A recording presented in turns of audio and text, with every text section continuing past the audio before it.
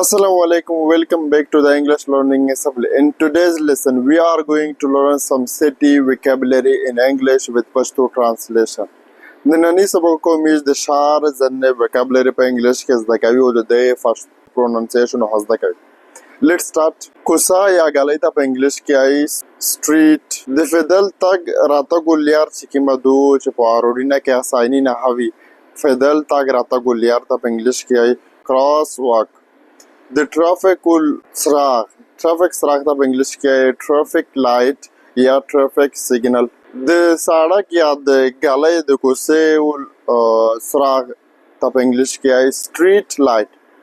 ګلۍ کې یو سړک باندې چې کوم لیټینه لګېدلې وي دته سټریټ لایټ. چوکۍ هغه چوکۍ چې پارکینګ کې وي یا بس سټاپ باندې وي هغه غټه غټه چوکۍ چې وي پاکې ډېر کسان کښېنستلی دا ته په انګلیش کې بینچ.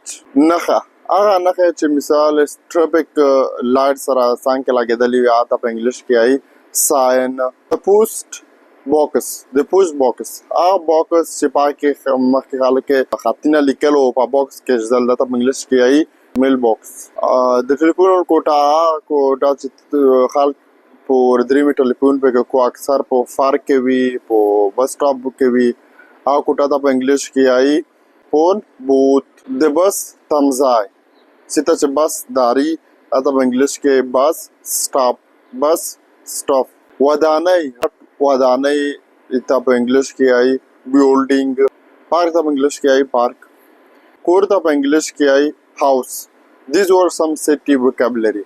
For more, follow us. Thank you for watching.